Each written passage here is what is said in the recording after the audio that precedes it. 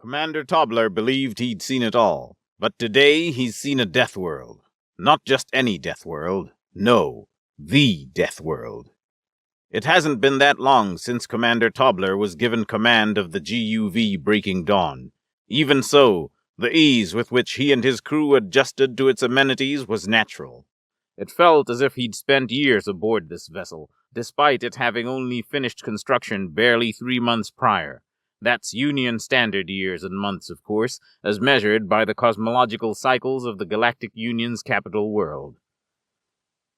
The Breaking Dawn is state-of-the-art, equipped with a new type of FTL drive that folds the fabric of space-time itself, creating a sort of shockwave in the fabric that propels the ship along faster than any vessel could hope to travel by more conventional means. Even hyperspace lanes pale in comparison. The crew have taken to calling the Fold Core a bang in a bottle, in reference to the theorized origins of the universe.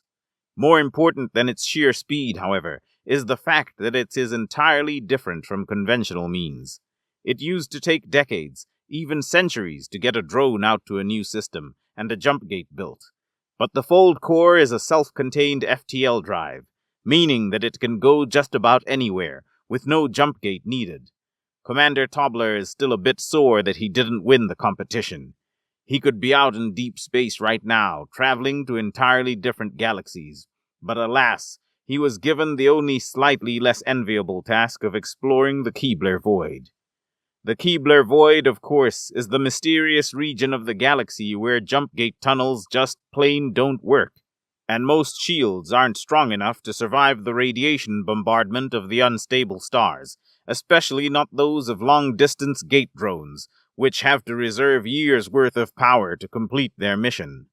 The scientific reasons behind it are ill understood, and it doesn't help that anyone who seems to know a thing or two about it constantly ends up arguing over esoteric terminology. Tobler has absolutely no idea what a quark is, let alone how reverberations in gravitational waves can cause it to become so unstable that even the more advanced tunneler gates can't transmit through it. Those quantum tunnel devices are known for their stability, and they just can't penetrate the stuff. For a while it was debated if it was even possible for planets to exist in the void, but a century ago, new forms of long-distance photon scans developed specifically for looking into the void confirmed the orbital shadows of worlds amongst the void's stars. Finally, a use for macro telescopes. Regardless, the first ship ever to traverse the void and live to tell about it is the GUV Breaking Dawn, commanded by Tobler Juwatsit Razowski III and his crew. All of them veterans of the Polynid genocides, complemented, of course, by the standard comportment of government eggheads. "I've got to say," Tobler complained, "this sure is boring." What? Exclaimed Dr. Bowskyle. How could you say that? The amount of data we've been able to gather is... I don't care about your numbers and charts. I'm here to learn if there's life in this damnable void, and so far all we've found is lifeless rocks and gas giants, just like most everywhere else in the galaxy. So far, the only special thing about this stupid void is that I can't call my wife right now. None of us can. I haven't seen my daughter's face in 3 weeks. Tobler argued as the direction of his voice turned away from the scientist to vent at the blank view screen. "Yeah," chimed in Corporal Yuntorn. "I can barely sleep not knowing if either of my husbands are eating correctly. They're slobs. They wouldn't know a vitamin if I threw a supplement at them." God, Yun, do you really have to rub your love life in our faces? I get it's a cultural thing, but damn, I wish I were so lucky. All I've got is an ex and 2 kids that hate my guts. I should be out there hitting the clubs right now, not doing this damned callback work. I earned my retirement on Estador 8. I deserve at least a vacation. Corporal Myers whined, almost pathetically, if the gazes of the other bridge crew were anything to go by. Let's calm down, everybody. We're all stressed. We're all on the same ship here. This assignment is going to be a couple of years at least. Just be thankful the ship is so fast we've been ordered to give reports every month. Just 1 week to go. It won't be long, Counselor Namble said. He was always pretty good at helping the crew stay level-headed, but even he is having trouble with this assignment. Despite this, he still avoided the temptation to join in the venting. Respectable. "All stop!" Commander Tobler cried. The ship lurched to a halt, though that is an artificial effect created to inform the crew of just such a sudden stoppage. Instincts can be hard to beat, so it's common for spaceborne vessels to instead co-opt them when it's convenient. A lurch like this is an easy way to convey exactly what's happened to everyone on the ship without so much as a single word. Most everything is secured, just in case actual combat happens, so there's no risk of anything getting knocked over. Commander Tobler appeared to be listening intently to something, a message from some other compartment of the ship. Despite being relatively new, the ship was massive, one of the largest science vessels ever constructed, a leviathan of polyorganic steel compounds and the most cutting-edge tech in existence. A slender, sleek tube with spherical compartments attached at various points along its hull, each of which is a massive, dedicated science lab unto itself. The fold-core drive allowed for a vessel of unprecedented size relative to its fuel capacity, and in this case, the sheer bulk of scientific equipment. There are multiple full-scale observatories on this ship, each of them synchronized to make use of overlapping sensory fields. And Tobler's men still found ways to fit extra guns on here, against the protests of the eggheads who tried, and failed, to get the commander to stop them. Never hurts to have a backup plan. "Are you certain, Doctor?" Every eye in the room steeled. Tobler would never refer to one of the scientists as Doctor, unless he was dead serious. "I'll patch you to the intercom. We all need this." After a handful of seconds, the intercom buzzed to life. "Can I be... Oh, that isn't pleasant. Yes. I can hear myself, so I imagine you can hear me as well. Attention! Crew of the GUV Breaking Dawn, this is Head Science Direct... "Skip the formalities, please," Tobler interjected. Oh, fine. We found it! We have identified a remarkable world in the nearest star system, the third body. It appears to contain incredible amounts of water, with preliminary scans placing the probability of survivable atmospherics at over 95%, although we would need to get closer to... The intercom was cut off, presumably by the commander, whose own voice instead echoed through the vessel's halls. "You heard him, boys and girls, and everyone else. We have a remarkable world. Why don't we humor him and get us some much-needed impromptu shore leave after we get those closer scans? Not that I expect the clubbing to be any good out in this backwater." The resounding cheer from the crew could be heard all over the ship. Even some of the scientists joined in. It took the Breaking Dawn all of an hour to divert from its original course. The fact that it could still use its scanning equipment even while inside a space-time shockwave is something even Tobler was, and still is, astonished by. Not that he really gets the how or why, but he figured if you can see straight in the middle of an explosion, that's pretty damn impressive. And this fold core was described as pretty much a miniature Big Bang, so yeah, damn impressive. What wasn't impressive was the collective gasp of despair and breaths of disappointment when the ship dropped off the shockwave at a static orbit not far from the world's upper atmosphere. The whole planet is just barely in full view, except it wasn't a pristine garden world like the crew was hoping. It had water. Lots of it.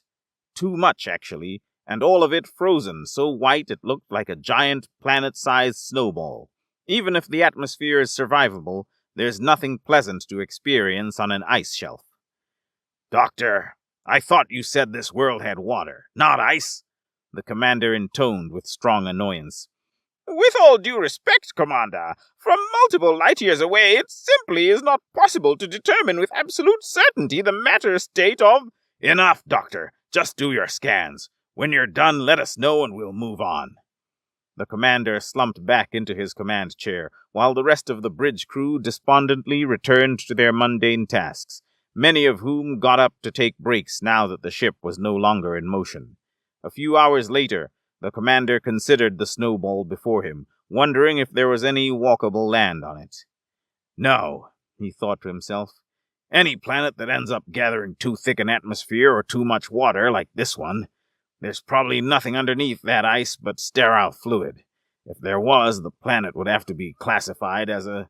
Commander! The doctor's voice blared over the intercom, still an open transmission. Dr. Gerard, before you say whatever you're about to say, you should know you are still on open transmit, the commander warned. That's all right, Commander. I believe everyone should hear this. That planet has life! A pregnant silence fell over the ship.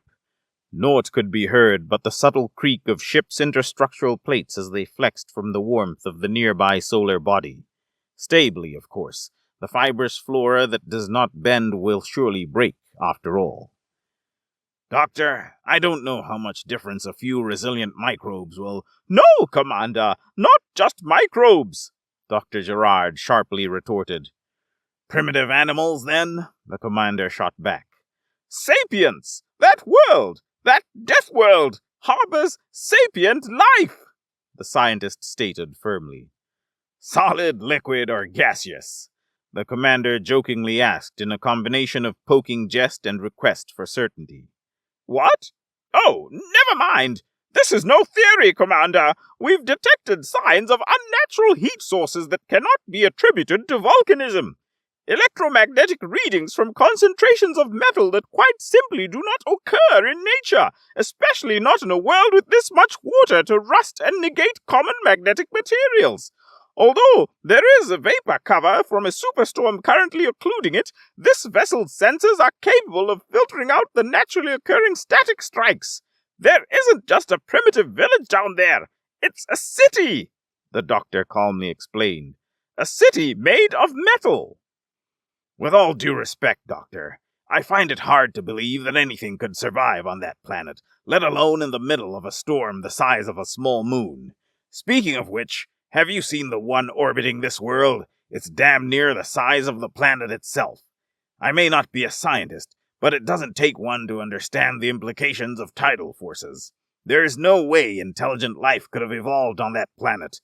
Not even Class 13 death worlds are this lethal, and some of them have atmospheres made of poison, the commander argued, simply unable to believe the doctor's claims.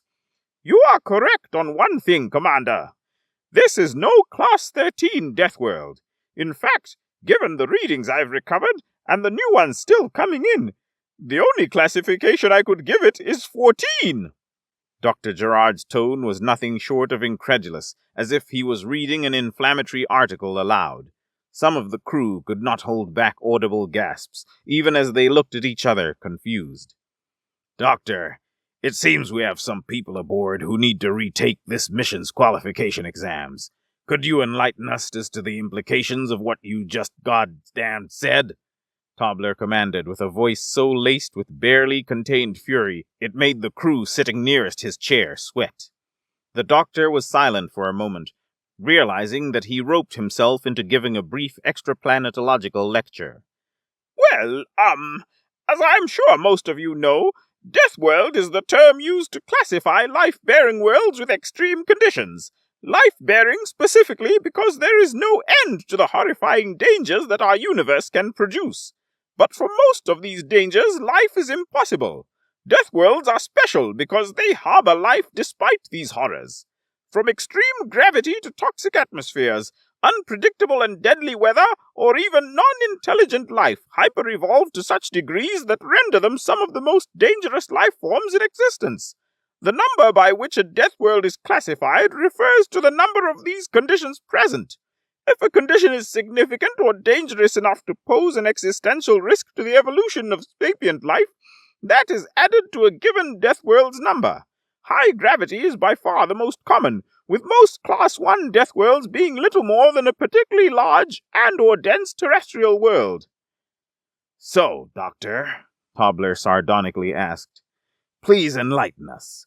What are the 14 existential threats on this snowball? Despite the antagonization, Gerard did as instructed. First off, it is indeed large and dense enough to sport a dangerously high gravity. Most sapient life forms would find the world lethal to stand upon without protective equipment to support their frames, and even then they would need to take pulse-boosting supplements to ensure their hearts do not give out under the pressure. The suits will also need to be double pressure layered to ensure that the wearer's internal organs do not implode. Some of the crew gagged from the very thought. Yuntorn shivered. Next is the atmosphere. Although estimates placed it at 95% likely to be survivable, the vapor cover occluded the lethally high concentrations of pure oxygen. Special filters will be needed to prevent hypoxia. The atmosphere also contains two other lethal conditions. The next is also lethally high concentrations of CO1, 2, and 3, two of which are far more than high enough to be considered ironclad signs of primitive industrialization, which makes the likelihood of its current state being natural unlikely. The commander was shocked. Even his often stoic expression broke at this. You mean to say they made this world Class 14, Doctor? Why the f would they do that? I do not know, Commander, Gerard responded. Nevertheless, may I go on? The commander loosed a long, drawn-out sigh. It's unfortunately important for the crew to know the dangers of the world they're faced with. A discovery like this requires extensive exploration, including surface teams. Everyone has to be precisely aware of the dangers. But perhaps it's best not to broadcast them over an open intercom. Besides, the doctor said that reports are still coming in. Maybe he is exaggerating. No, Doctor, you may not. Continue scanning and call me down when you're done and have absolute certainty. That way I can compile a report with the relevant details for the crew to read. It's time we do what we came here for, Tobler ordered. The rest of those at their stations aboard the bridge can be heard in various states of relief. No one was looking forward to Gerard's excited descriptions of hell itself. 1 Union Standard week passed, specified now because this Class 14 Deathworld's timetable is significantly faster than normal. From the looks of it, about 4 times faster, though there's no telling what sense of time sapience on such a hellhole would even have. Commander Tobler was in his quarters when a knock came at the door. Come in, he invited. One of the ship's few privates stepped in. Private An Mintain, barely 20 years old, Union Standard. By the standards of whatever people lived on that snowball, he'd be 80. Commander Tobler shuddered to think that this young, naive soul might be considered a grizzled veteran by anyone's standards. He offered a salute and spoke in a well-drilled tone. Sir, Private Mintain reporting, sir. Ah, Tobler replied. Private Mintain. At ease. What do you have for me? Sir, Head Science Director Gerard has requested your presence, sir, he answered. Finally. Tobler knew he'd told the doctor to gain absolute certainty, but he was beginning to wonder if the good doctor had finally met his match. Seems there was nothing to worry about, or perhaps there is. In any case, the commander is about to find out. Tobler stood, not bothering to change out of informal attire, and commanded the young soul, Lead the way, Private. The trip to the 3rd Observatory section didn't take long. The breaking dawn is state-of-the-art, and exceptionally well laid out, very much unlike the labyrinthine corridors of the older military vessels that commanders like Tobler have spent years on. Despite this, Tobler is very happy to have this vessel. It's nice to have nice things, even if they're not traditional. Easy to traverse circular hallways rounding the edges of the ship, with access doors for each section at each of the 8 standard planar points. Far superior to the ugly, bulky square pathways, and far more space-efficient. The shape also allows the ship to go into a sort of low-power mode by turning off the artificial gravity and replacing it with a centripetal force via spinning.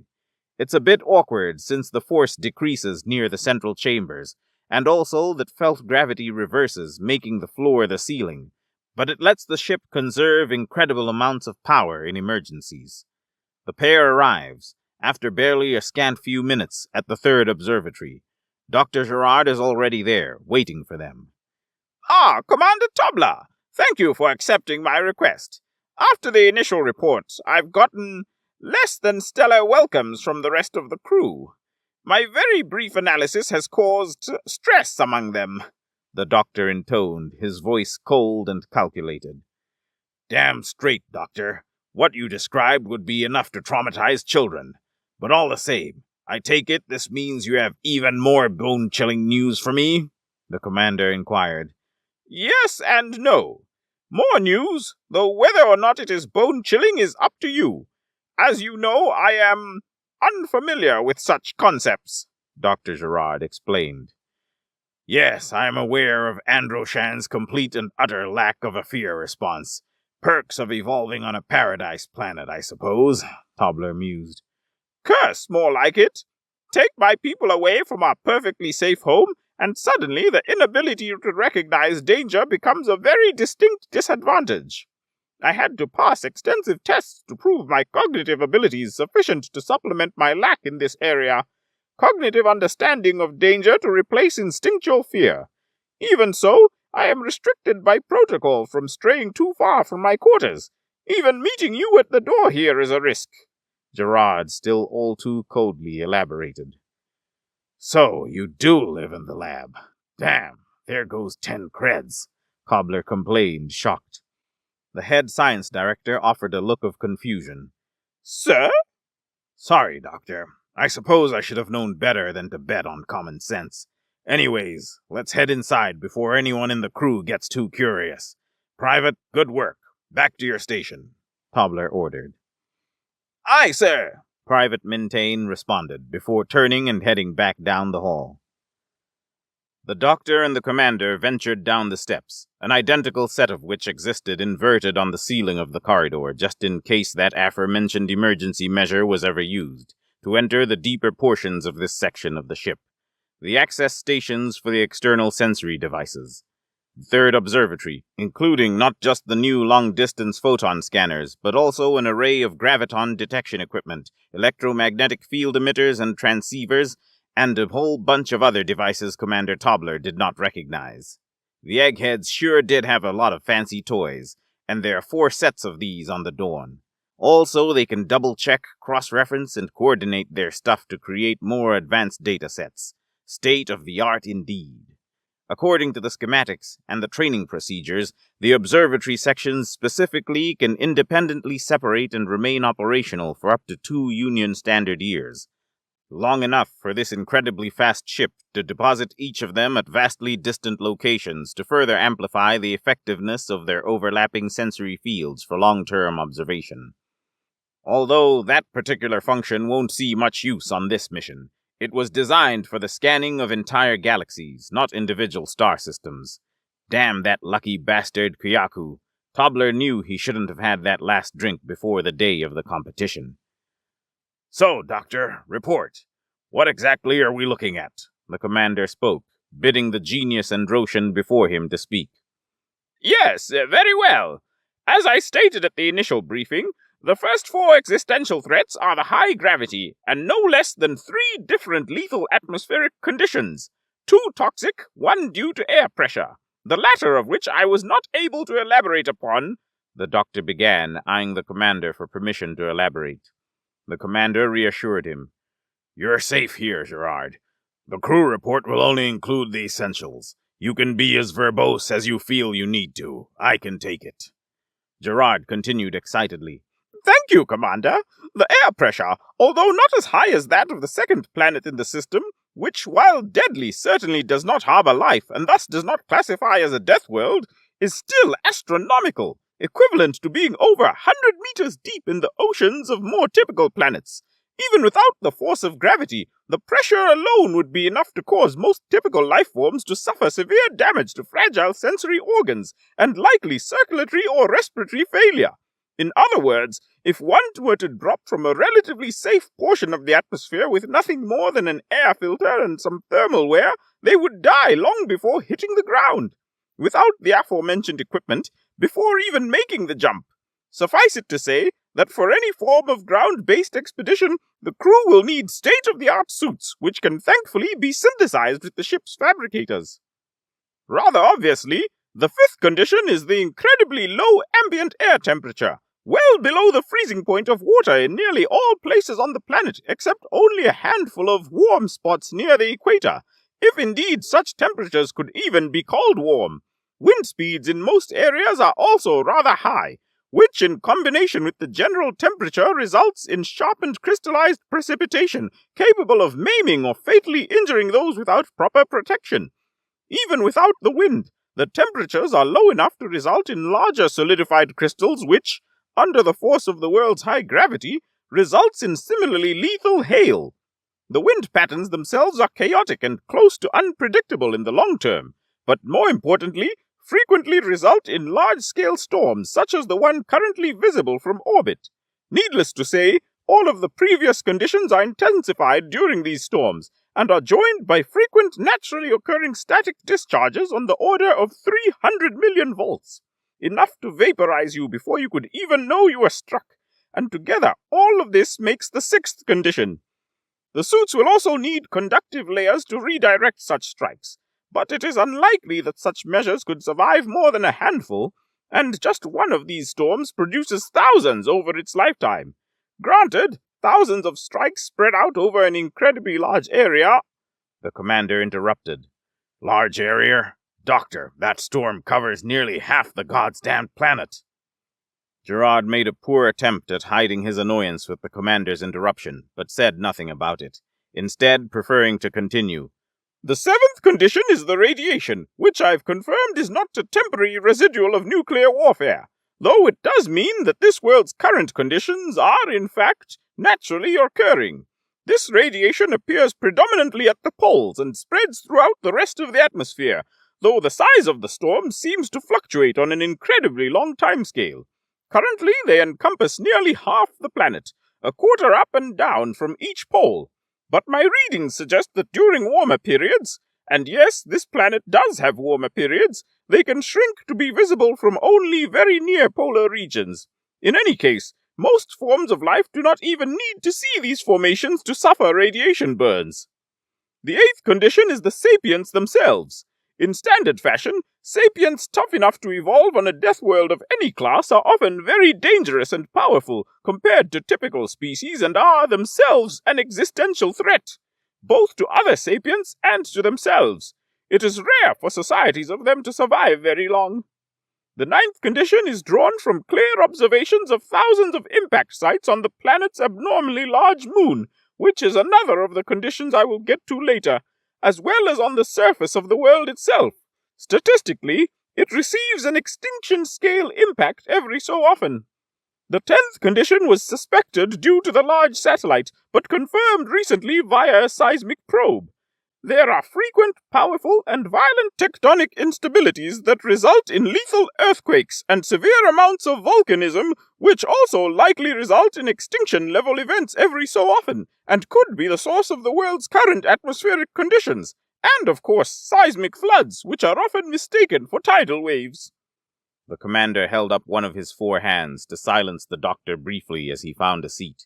He hadn't thought he'd need one, but this world was terrifying beyond measure, and he needed a way to rest his head in his hands as he considered how the hell he was going to write a report that didn't give his crew nightmares and scared out of anyone he had to send down there for the expedition. Perhaps he wouldn't. Today was the last day before the report. Maybe they could request support for this one. Once the commander took a seat, the doctor continued nonchalantly, as if he wasn't listing some of the most dangerous conditions in the galaxy, knowing full well that people were going to be sent down there. The 11th condition also comes from the seismic probe, which simultaneously took a core sample. That one sample alone identified no less than 30 different pathogens. The commander shot up. Pathogens? Please tell me. Yes, Gerard answered immediately, allowing the commander to return to his seat.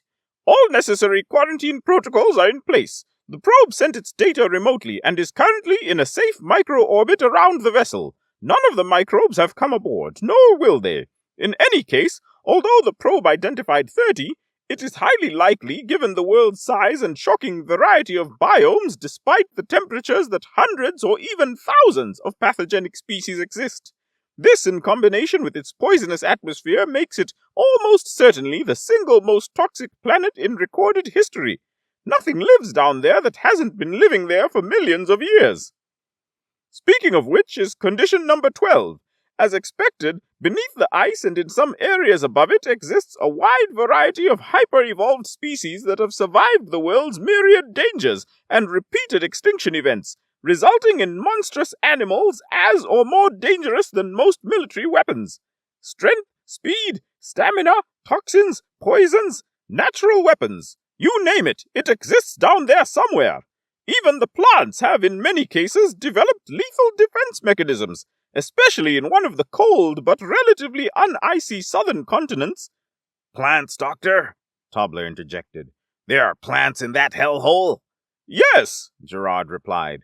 Quite hardy ones at that, most of which bloom only once every solar cycle. Scans also indicate Leviathan-class life forms in the deepest portions of the ocean, though it is unlikely that they ever leave their abyssal habitats. Nevertheless, it also means that deep ocean scanning is dangerous beyond measure and will likely never be conducted. Gods above, the commander prayed. The head science director ignored him and continued. The 13th condition is the abnormally large satellite, though we cannot discern how it came about, as it is far too large to be a capture. The sheer size of this moon is enough to generate severe tidal forces. The unstable tectonics are, of course, one of the results, as are the chaotic wind patterns further instigated by its orbit and severe floods that often accompany the superstorms. The 13th condition, in technicality, however, is the penultimate cause of the current ice age. Do you recall when I said warmer period? Yes, Doctor, I do. Tobler intoned, at this point resigned to the doctor's hellish descriptions. While I began with several theories as to how this snowy planet emerged, including nuclear annihilation, volcanic activity, pollution, and even asteroid impact, ultimately all of these are dubious. I considered that perhaps a combination of them was the ultimate cause and began to investigate the precise volcanic triggers when I discovered it. As it turns out, the tidal forces generated by the abnormally large satellite, in combination with the world's abnormally fast rotation for a life-bearing planet, also result in subtle but significant disruptions to the world's magnetic field. These disruptions are, in part, responsible for the radiation anomalies at the poles, but more significantly build up over very, very long periods. Eventually, this results in a global magnetic pole reversal. Essentially, the north and south poles will suddenly snap and exchange places. This sudden shift causes every magnetic substance on the planet to spontaneously reverse polarity, and the vast majority of the world's core is solid magnetic material. This causes an extreme disruption in the convectional currents of its molten mantle, and thus worldwide volcanic events. This pumps, frankly, mind-boggling amounts of particulates into the atmosphere and results in a rampant greenhouse effect. The commander looked up, confused. Greenhouse effect? I may be no scientist, but even I know that means warmer, Doctor, not colder. Head Science Director Gerard sighed for once. Yes, warmer at first, but as the temperatures climb, the oceans evaporate and the glaciers shrink, resulting in abnormally high amounts of atmospheric water. The polar water latches onto the atmospheric particulates and generates inconceivable amounts of cloud cover. Said cover then causes a sharp and dramatic decline in temperature, which then causes the polar ice caps to grow at a breakneck pace, which then causes light to reflect off the ice caps and further push away heat from the world, resulting in a chain reaction. As the clouds recede, the glaciers replace them until the entire world is frozen over.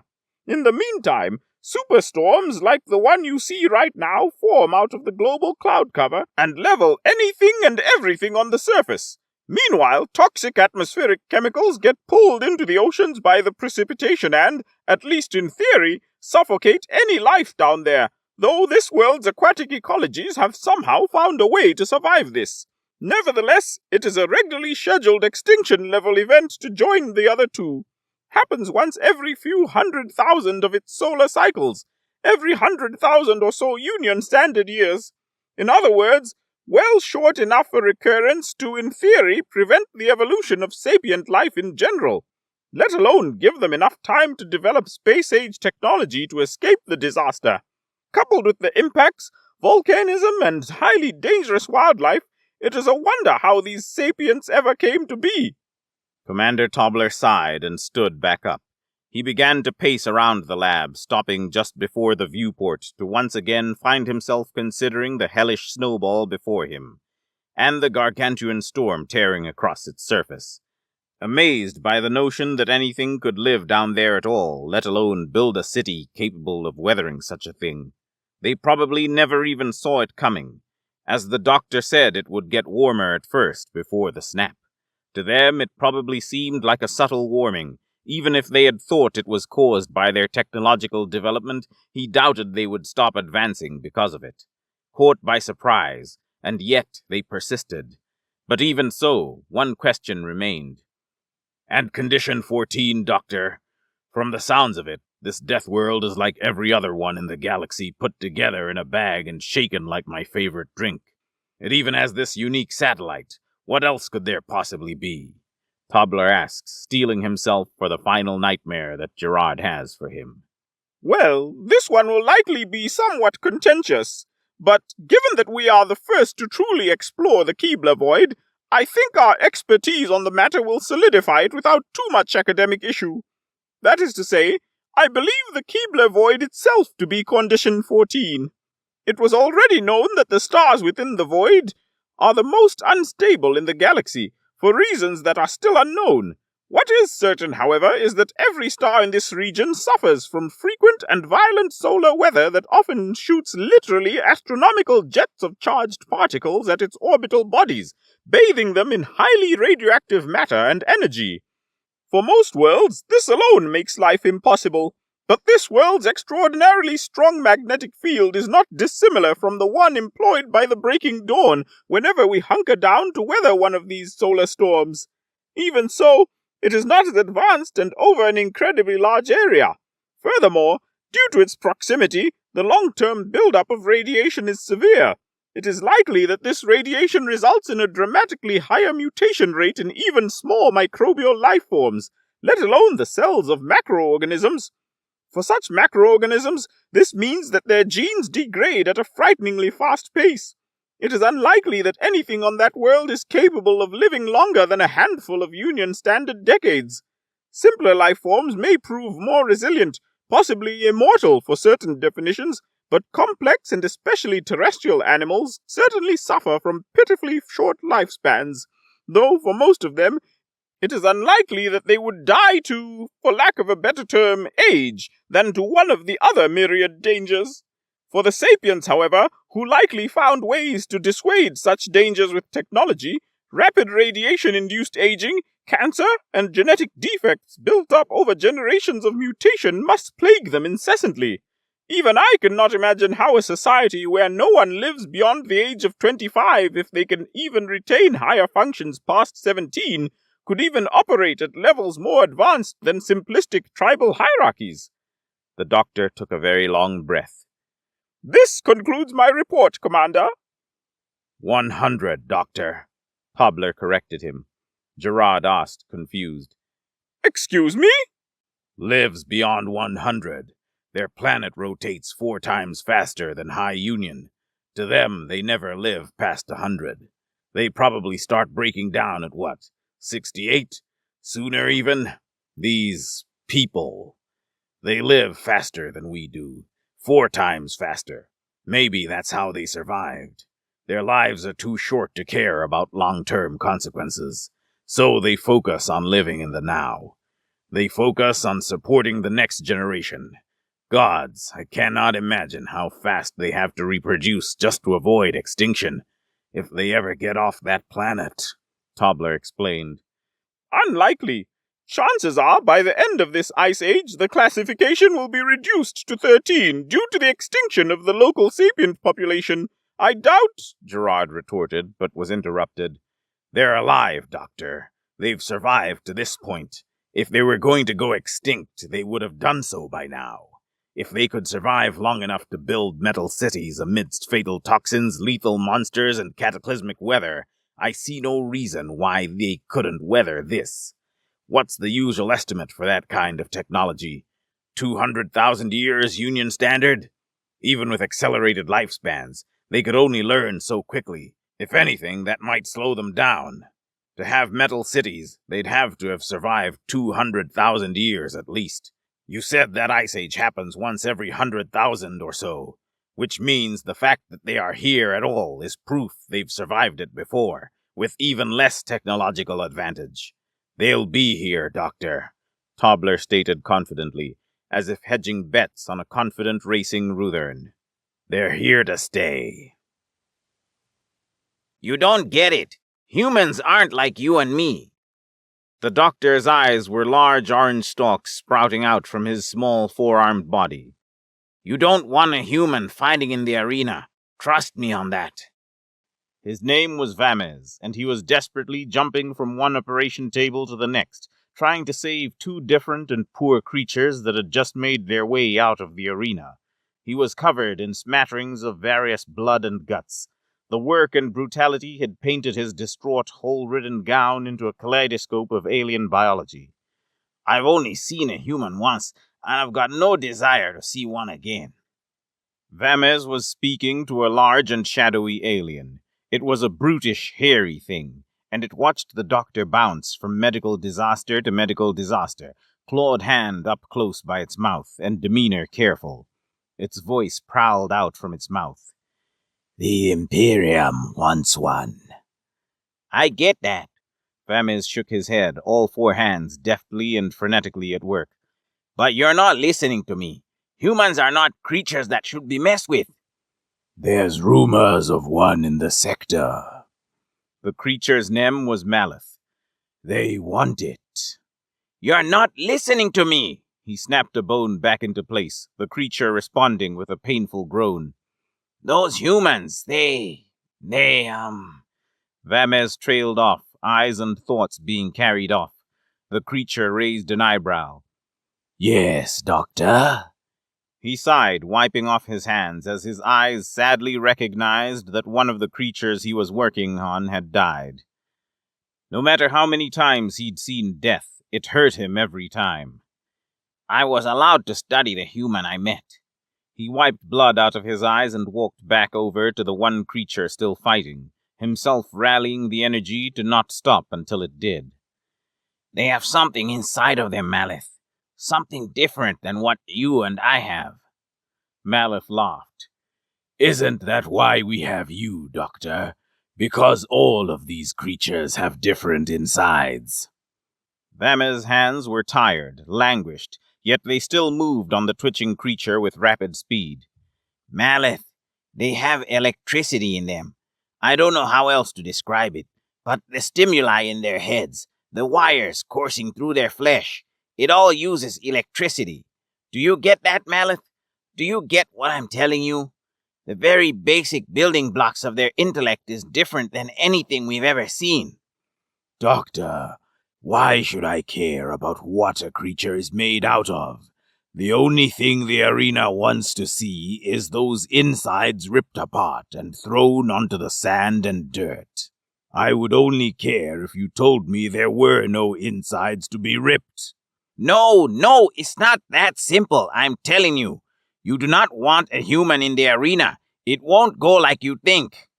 His hands dropped beside him, voice going wayside with it. The small, torn animal in front of him had finally stopped twitching, stopped moaning. It was dead. Vamez sighed and put a somber hand on its stitched stomach. I'm sorry. Maleth smirked. Well, maybe I shouldn't be trusting a doctor who can't even do his job. He turned around, heading back up the stone stairs with casual, lazy steps. The question was just one of curiosity, Doctor. Just be ready to actually do your job if we get one. Do I have a choice? He gestured to his beaten, ragged operating room, his prison. A small, sinister smirk echoed down from the stairs. No. Guess what?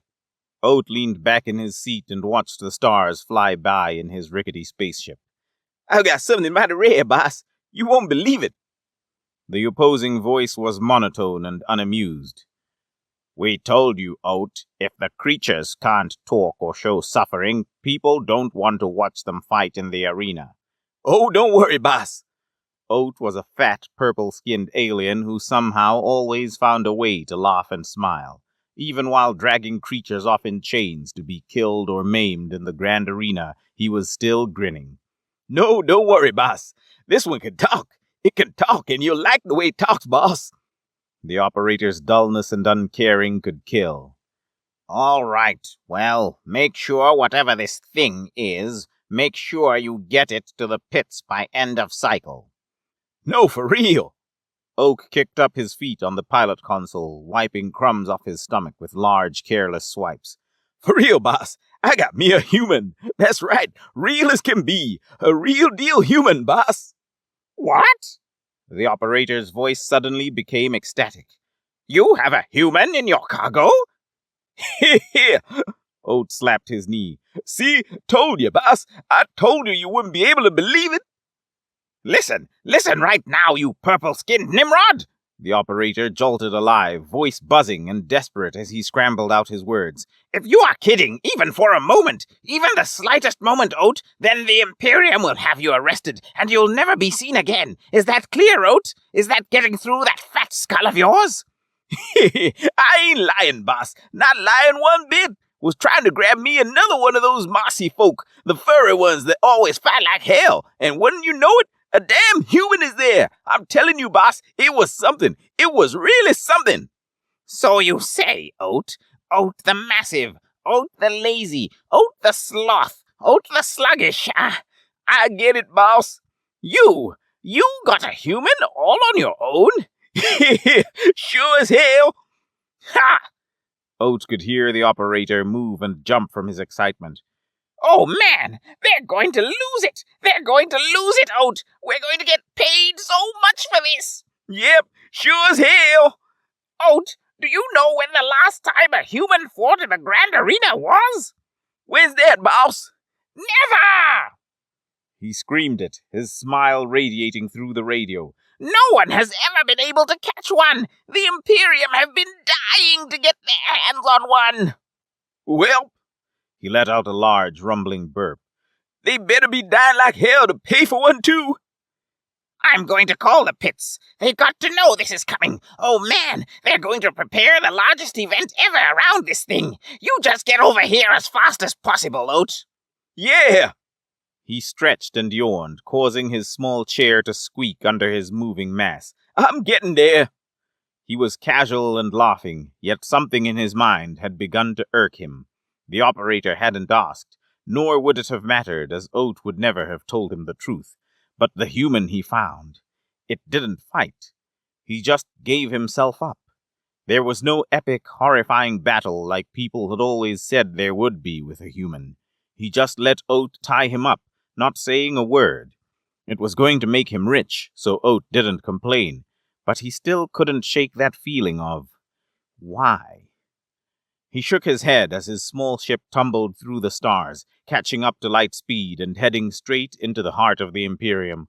While he was traveling, a wave had made its way across the intergalactic empire. All around, in the backwater stations and in the large metropolis, in the god-forsaken hellholes and in the rich utopias, the word got out. A human captured for the Grand Arena.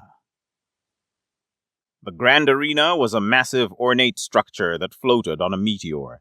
It was set in a controlled orbit around the Imperium's capital planet, and the pits were the prisons located in the meteor's shadowy underbelly. By the time Oat finally arrived, proud and thumping off of his ship, a crowd had gathered. It was usually a ratty and rejected place, only slavers and slaves making their way through its filthy streets. Now, though, it was a bustling scene. What is this? Oat walked along the thin metal docks of the shipyard, trudging along and sneering as dozens and dozens of creatures clambered about from behind ropes and chains. They screamed and yelled to see the human, who Oat hadn't even got out of the cargo yet. You all just here for the little guy? Two black-suited, slick and serpent-like creatures came up. They were careful things, green-scaled and with flicking tongues. Their movements seemed as if they were one animal instead of two. One would duck its head, and the other would follow. They would walk in unison and rhythm that only heart and hand could maintain. Hello. one wisped out, bowing its head. The oat? Oat blinked, still confused by the sudden excitement and attention. Well, yeah, that's me. We are representatives of the Imperium, the other said with a sway of its head. We are here to make sure the human is safe. Yes, the other hissed. He must be inspected. Inspected? Oat backed up to his ship, covering the entrance with his massive body. What do you mean? We understand your hesitation. They both bowed. But we assure you, we are not here to take your prize, just to make sure that the Imperium is going to get what it is being promised. One turned around and gestured to a troop of 12 fully armored, heavily gunned, and dreadfully serious soldiers heading their way in formation, clearing the crowd with their march. They are here to protect your bounty. Oat shifted on his feet, looking around with skittish eyes. Protect it, huh? He adjusted the bounty hunter vest around him and scrunched his nose. Think I can take care of that. Yes, yes. They were always dancing their heads side to side. Yes, we are sure, but we must also march it to the doctor. He will confirm it is what you say it is. Confirm? Oat puffed up his chest. What, you can't just look at the thing? It's a damn human. I said it's a human, and I ain't no liar. It's a damn human. The two snakes bowed deeply. Yes, of course, of course. But, one spoke quickly, it is a precaution. The Imperium is a careful institution. Very careful, said the other. Now come, enough of this talk. Bring out the human. Oat looked around. The chaos and mayhem had been sucked away by those words. Like a freezing plague, the mention of the human brought the crowd to a still, almost eerie hush. More guards arrived and rallied into a large circle around the docks, and the snakes looked at him with yellow, piercing eyes. It was a moment filled with sulfur and tension, and Oat twisted his mouth as he understood that it was his move next. All right, he nodded. All right, yeah, let's bring this thing out. A horrible thought struck him. He recalled back to the capture, to his original suspicious run-in with the human. It made him uneasy, on guard even, and he was suddenly happy for the large support of firepower around him. Even then, though, if that would have to happen, if it did get nasty, he had a feeling that those Imperium freaks wouldn't be too careful to spare him in the ensuing gunfire. Oat turned to his cargo, placing his hand on the door and taking a deep breath. The handle twisted, and a small, airy hiss crawled out. Every eye searched for a view. Every creature clawed and clamored for a look. Oat opened the large door, and there, perfectly still, just as he had placed him before, was the human. Oh, one of the snakes said almost instinctively. There it is. Oat coughed and pulled up his pants. All right, buddy. He spoke to the human with much more hesitation than when he had captured him. Time to go, bud. Gotta get you to the doctor or something. The human was a young man. He was small and of a nimble build. He had medium, dirty blonde hair that slightly covered brooding eyes, and carried an air as if he was always at a funeral. His hands and feet were tied, and his mouth had a crude rope tight around it so he couldn't speak. Oat had been afraid to hear him talk. I'm gonna let you do the walking, buddy. He cut his feet, freeing the small man. Oat stopped when raising up from his feet, staring at the man's bound mouth. He thought for a long moment, both curiosity and a want for answers tearing at him. Tell you what, old buddy. He tried to keep his cool, lazy demeanor. Let's let them teeth show, too. Audience loves a good biter. He snipped the rope, letting it drop by the human's neck. Yet even with both leg and tongue being freed, the human hadn't moved. He just sort of stared at Oat, a haunting, unsettling stare. It caused Oat to back up and discreetly brush a chill from his arms. Come now, the snake seethed with excitement. Let's get the human out to the doctor. There's so much that is yet to be done. Oat's fist tied to knots. He ain't leaving my side. Not till I get what's due to me. Yes, of course, they both nodded. Of course, let us go. He took a big breath and swallowed. All right, buddy, let's go. The human stood up. The speed and sudden snap of his movements made even the snakes jump, and that small bolt of activity was just enough to relight the fires of tension from the crowd. A roar took over the area, and the scene suddenly became a sea of clawing aliens, of desperate fans crying to get a better view of the human. Guards kept people back, and an alley of bodies formed, flanked and held up by the tall, black-armored brutes. The pits had never seen such a sight. The trash place had in itself turned into an arena spectacle. Stars above! Oat was in disbelief as he led the human away. The snakes were close behind, all accompanied by multiple guards. He kept looking back at the human, almost as if he was worried that at any moment, or within any blink of the eye, he'd be gone. But each time he was still there and as stoic and unspeaking as ever, just dutifully, if not eerily, following. Though one look, in a moment so quick that Oat almost wasn't sure that it even happened, he looked back at the human, and instead of seeing his head down, instead of that ragged hair swaying and guarding his face, instead the human was staring right at Oat.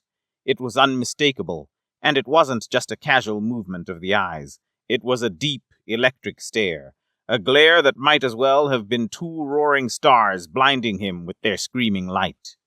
The human's face showed sadness, a deep and rooted sadness. Yet Oat had seen that plenty of times. That's not exactly what concerned him. This was a different kind of sorrow. The human wasn't pitying itself. No, Oat knew that look. For some awful, unknown reason, the human looked sad for everyone else, as if it was looking at some terrible accident. Then, without a doubt in Oat's mind, he saw a tear form on the edge of its eyes. It went away quickly, but Oat had saw it, and all of a sudden, Oat realized that he was scared shitless. Vamez had been hearing the commotion for hours now. From his little cell, he could see and hear people running to and fro. He could smell the sweat and stress in the air. It was like the pits, usually a horrid and dreary place, had suddenly become a seat to the Imperium's greatest stars and diplomats. All he could do was rub his forehands down the length of his pants and try not to stress out too much. Suddenly, familiar steps came from down the hallways. For a moment he was stunned. Then, when his eyes confirmed who it was, he almost had no words. Oat? He blinked and rubbed his eyes. You are the one who captured the human? The big man was obviously uncomfortable, and he was surrounded by an insane throng of guards and attendees. Vamez even recognized the twins, the pair of snake brothers who'd garnered such an awful reputation among the Imperium elites. Oat shifted on his feet. Then, with a small sidestep, he revealed the prize behind him. Vamez's heart sank when he saw that it was indeed a human, and not just a human, a damn strange-looking one. Stars! He cleared some room for the small group of attendees to squeeze in. A cleaning crew had come through recently and deep-cleaned all of the stained blood and loose organs. I'll tell you now, that's a human. Well, Doctor, one of the twins spoke. That slithering head made Vamez's skin crawl. We don't have you to only use your eyes. Yes, the other followed. Use that brain and those tools we paid oh so much for. The Imperium wants surety. Vamez couldn't take his eyes off of the human. The way he stood, the way his muscles casually came alight and flared for a moment, the way his eyes rolled over from one side of the room to the other, from one person to the next. He was faster, he was quicker. There was no other way to say it, no easier way to understand a human than that. There was electricity inside of him, and that electricity was starting to build up. All right, Vamez fumbled his words. I'll do some basic health checks. Make sure no bombs are planted in his stomach, the regular. Please. He showed the door of his small room to everyone. This is a tiny place. I already barely have enough space on my own. Wait a damn minute, Oat huffed with anger. I ain't leaving this damn thing.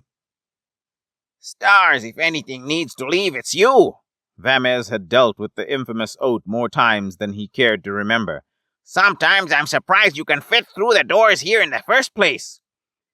All right, one of the snakes hissed. Let us get you paid, and let us have the doctor do his work. We'll leave 2 guards posted at the door, with many more outside. Let us handle business in the interim. Thank you. Vamez bowed, his eyes still on the human. He wasn't even sure if he actually wanted them to leave. Slowly, the crowds shuffled out, and eventually it was only Vamez, the dreaded human, and 2 mute, massive guards, who Vamez was sure, after careful observation, were more brain-dead robots than actual creatures. Another one of the Imperium's litany of horrors. Okay, Vamez looked at his hands. The human stood in the room like an ominous totem, unmoving and with a face carved out of wood. I can make this quick, all right? I'm not really like all of them. I'm in the same spot you are. He pointed to the enclosed cell-like room and gave a hapless shrug. I know. Vamez jumped. He hadn't in the slightest prepared himself to hear a reply.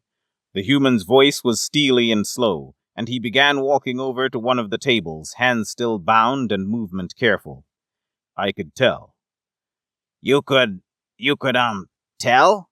He was at a complete loss for himself, stumbling backwards and tripping over wheels and tables, trying not to send himself into an uncontrolled panic. The guards, on the other hand, seemed as careless as ever. Naturally.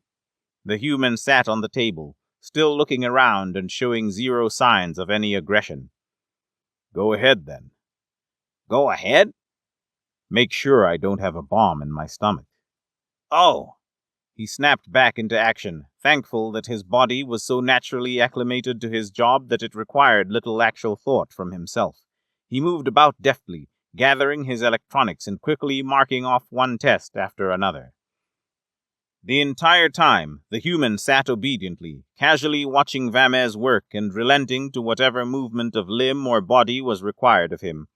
Vamez tried not to think too hard on the matter, yet whenever some of his machines picked up on the definitive marker of humans, on that insane implementation of human biology, he couldn't help but hesitate. What is it, Doctor?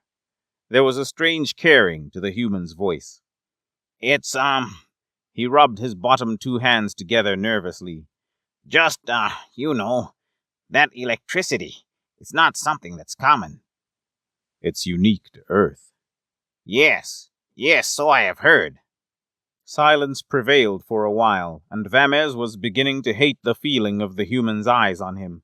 They were relentless, and they were without a doubt perceptive. Do you want to know something, Doctor? He wasn't sure if he was. All right. This electricity confuses you, and to tell you the truth, it had confused us humans for eons too. No one knew of Earth's history, let alone of humans themselves. He took a deep breath. Oh? It's true. For the longest time we thought it was just the way nature had to be, the only way that any sort of intelligence could appear. The biologist in Vamez laughed automatically.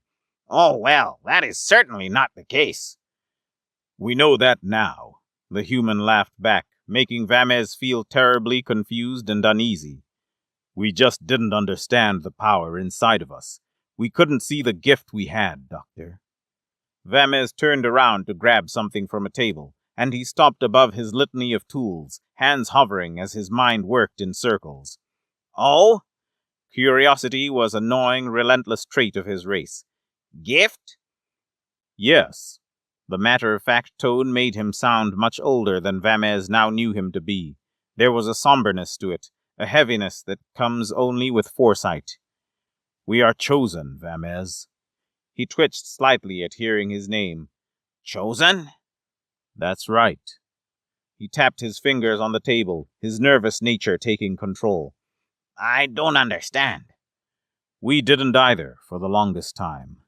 He spoke like he didn't want to speak, but needed to.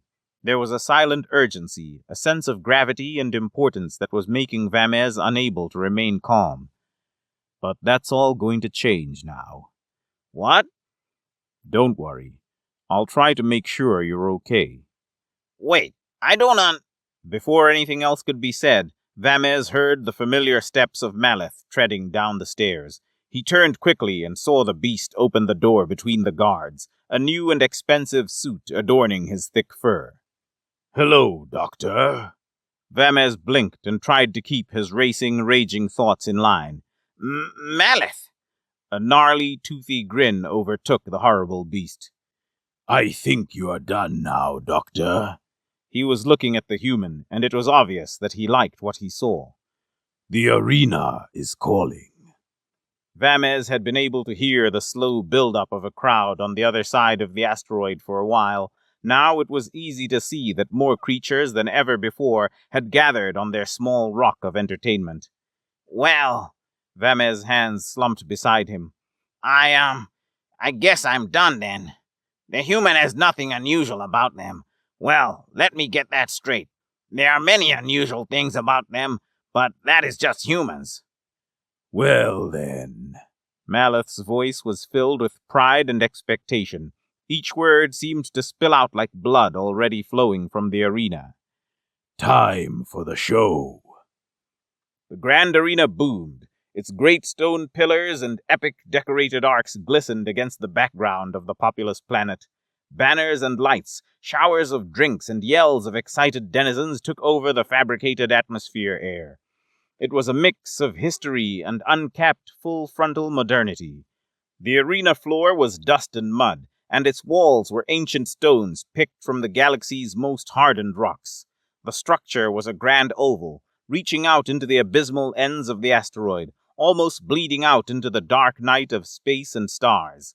Surrounding this historical oddity, encompassing her like a suffocating blanket, was every smattering of tech available. Spaceships buzzed and puttered above and around the asteroid.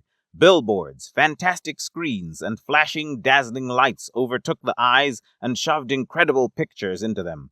The main planet circled behind and showed nothing but horizon and hilltop of sprawling, crawling metropolis. It was packed out. Everybody from all corners of the Imperium gathered to watch what bloodshed might be wreaked from a human. How much would it take to kill one? What could it stand against? All of the rumors would finally end, and that's how it was advertised. The universe's great mystery finally unraveled. Maleth sat in the holy box, a spot dedicated only for those working in or directly with the Imperium's royals, or in this case, a royal themselves. A true rarity, as the Holy Family almost never left their various temples. As boss of the Grand Arena, Maleth had to make sure that all went exactly as planned. Holy Princess. He bowed before the hundreds-of-year-old, regaled and pomped princess, fourth daughter to the sacred lady herself. Having such an important and divine figure inside of the arena was a great honor. We have prepared for you today a show that shall never be matched again among the stars.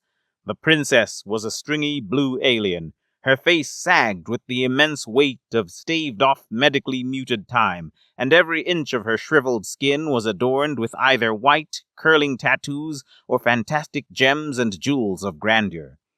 Her voice and motions were almost flung out from her, as if everything she did was a spit, a guttural reaction to the dirt and filth around her. Let it go! She waved and spoke in a horribly shrill pitch. The crowd of aliens screamed with excitement at her announcement to begin. Let it go, finally! Let it go! Let it go! Of course, my holiness. He bowed and smiled, twirling a hand behind him to start the event. Of course. Lights finally collapsed towards the arena. All extra signs, sounds, advertisements, and distractions halted instantly. Every screen and board now showed angles of the arena. Every creature sat ready and waiting. The place stopped and became tense, became ready. Maleth ran up to a platform before the holy box, roaring into a mic with endless, bountiful pride. Citizens! His voice scratched across the arena. It poured into the far reaches of space. He was loud, he was excited, and he was epic. The time had finally come. Today, After dozens of great shows, as you all are always used to, we move on to the main event, the captivating moment that we have all been waiting for. He dramatically gestured down towards the center of the arena, spotlights following with a spinning flare. There the human, no longer bound or chained, no longer restricted, arose slowly, small laser gun in hand. The human! The place erupted, frothing at the mouth and brimming with a lust for new exotic violence. Today, our chosen champion is given only a pistol. Now let us see what this human is capable of! The arena suddenly transformed. Small walls jutted out from the ground and formed a sort of maze, a collection of pockets and spaces where someone or something could hide from the human. The attendees got a perfect glimpse of everything from their angles and cameras. Only the human was left in the dark. From the edges of the walls, holes opened up, and slinking, screaming monstrosities emerged. Terrible nightmares of claws, teeth, talons, and whipping tails. All of it was extravagant. It was over the top and exciting. Everything except the human. In the center of it all, he sat motionless, still as a statue and seemingly content as one too. He did nothing. While being introduced, he'd decided to sit down cross-legged, hands on his legs and eyes closed, and now the beasts were closing in. A strange worry came across the crowd, none more so than Maleth. As they watched the humans sit and do nothing, they became worried that humans might not be all that they're cracked up to be. Maybe this human was scared and just waiting to die. Maybe all of the rumors were just that, rumors. What is it doing? One of the showrunners asked Maleth from behind him, obvious worry in her voice. He growled, I don't know. The moment of truth came soon enough. One of the killers, a six-legged, biting little demon, turned from a corner and saw an open corridor towards the human. All of the cameras focused in, everyone hushed. A knife's edge was at the throat of the whole Imperium. The time had come. It screamed and snarled, breaking out into a sprint and bounding at ridiculous speeds. Maleth tightened his fists. He could hear the princess lean in curiously from her chair. It was all happening so fast. Everyone was watching. Everyone was entranced. Then, without as much as a flinch, the human just smiled. The beast jumped. Everyone's hearts pulsed. It was right upon him and... all of the lights had suddenly snapped off. What? Maleth stood up with a jolt. Every burning spotlight, gigantic flat screen, and flashing, pulsing attraction, they were all off. The grand arena was in grand darkness. Is this part of the show? The princess creaked. On with it! On with it! The lights quickly snapped back on. People screamed and clamored to see what happened. Stars. Maleth leaned forward over his box. What in the... Every beast, all of them in every corner of the arena, they were all dead. Each one had what looked to be one precise shot through their skull. Not a sound or even a muzzle flash had shown in the darkness. In mere seconds, every beast had been slain, and, to the horror of Maleth, the human was nowhere to be seen. The crowd became alight with unease and questions. Spotlights searched all around. TVs showed one angle and another. Then, finally, after a few seconds of confusion, someone yelled. All attention shifted instantly. The human had finally been located, far off from the center where they started, right on the edge of the arena and on top of one of the walls. He was closest to Maleth, right up against the shielding and looking up at them. The crowd cheered, and Maleth wanted to feel some slight relief that the show would go on, but the human, it was looking at them. It was staring straight at them, and something in its eyes spooked him. Maleth shook off the fear and took back the microphone. What a victory! He spoke loud and tried to hide the insecurity in his voice. Well, that was quick, but worry not. This next Maleth lost his voice. He trailed off as the human raised his hand, motioning that they wanted to speak. A slight commotion occurred behind Maleth, but quickly he relented and told them to play the audio out loud. Listen to me. The human's voice stormed across the crowd, all who reacted with violent, pulsing love.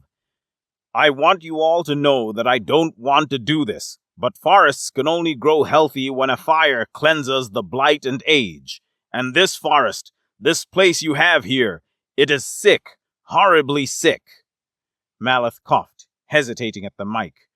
That was a great victory, human. But no, you are not done yet. You're right. I'm not done yet. His voice was cold, ripping steel. But I'm afraid that it is time these theatrics stop.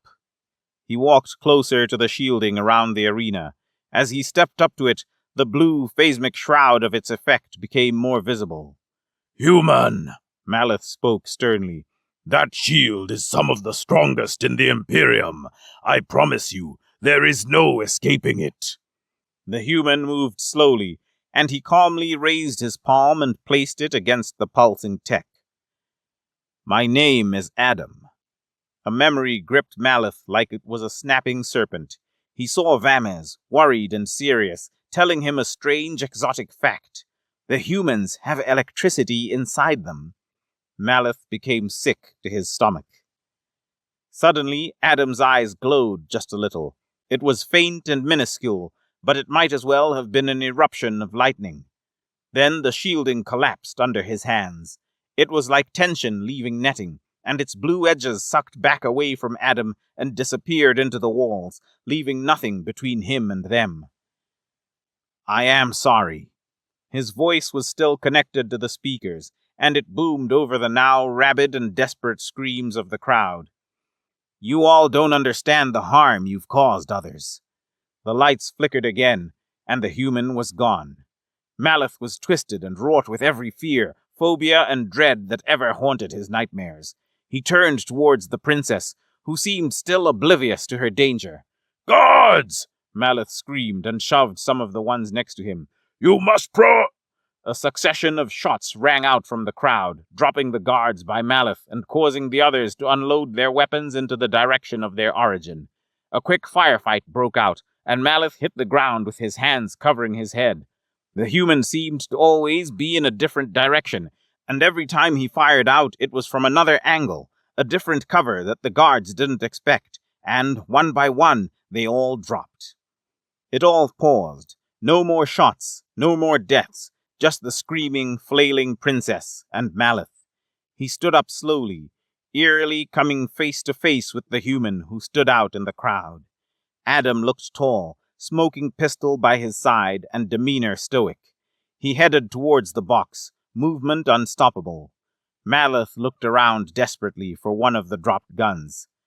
Don't, Adam spoke curtly. You're going to kill her! He dived for a gun, but Adam just shot it out of his hands. Yes, I am. He came right up before the queen, who herself couldn't move or escape without help from her slaves and guards, all who had fled or died. What beast is this? Her shrill voice pierced Maleth's ears. Adam made no pomp of it. He simply raised his gun, arm straight and true, and fired twice, killing her instantly, her blue, precious blood spewing out in puttering geysers. Maleth writhed with lack of belief. It had all fallen apart. Everything collapsed. All of his plans, his show, his life. One of the royals was dead on his watch. A royal hadn't died in centuries, and here one didn't just die, but was brutally, horrifically slain. He looked down at his hands, blinking and in shock. Adam lowered his gun slowly, turning his gaze towards Maleth. You know that I must kill you too, right? What have you done? His voice was a pitiful, sorrowed cry. What have you done? Adam nodded. A horrible thing, yes, but a necessary thing. Stars! Stars! She was a royal! A royal! One of many. He walked closer to Maleth, staring over the once proud, elegant creature. I suspect my show here is going to make tracking down the rest much harder. Why? He shook his head, crying into his hands. Just why? Adam knelt down beside him, eyes somehow caring amidst it all. Your doctor had us humans right, Malith. We humans have electricity inside of us. It pulses in our veins and powers our mind. It is a gift, Malith, but it is also a horrible responsibility. Malith heard more guards getting closer, and Adam too quickly looked up to see how near they were. The moment we realized our power was the moment we also realized what needed to be done. He stood back up, pistol tight in hand. You will die. Hatred had finally found Malith. He spat out his words amongst his tears. The Imperium is made up of billions upon billions. The royals will never fall to one man. Well, he looked up from the asteroid right into the night sky, eyeing a small, faint cluster of lights moving their way. I suppose you missed the part where I said we. You all will fail. It is impossible. Impossible! Adam brought his eyes back down towards him, and in them Malith saw tears. They were small and welled at the side of each iris, but true and deep. Adam nodded, a pained grimace finding his chin. Maybe. He raised his gun. But that's the thing you're going to have to learn about humans. It's not impossible unless we try. He shot Malith twice, killing him instantly. Adam sighed deeply, looking back to the 3 small rickety ships heading his way. It was small, but it was the start of something he'd been planning for a long, long time, and it was finally coming into motion. He took a deep breath, collecting in him the energy, the passion, the electricity to carry out what must be done. Time for the show.